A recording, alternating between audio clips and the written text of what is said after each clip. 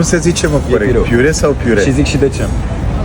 Bunicul era un om senzațional, da?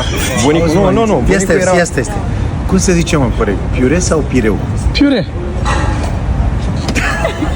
Deci nu înțeleg gluma. La ce? Ai, Adică la ce?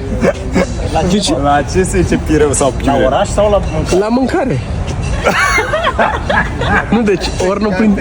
Nu. Băi, nici nu m-am gândit la oraș. Deci, Doamne, cum se zice corect? Piure sau pireu? Piure. La ce, doamne? La ce, doamne? Cel de cartofi. Piure. deci eu tot n-am prins de glumă. Eu tot n-am prins-o. E un oraș în Grecia, mă.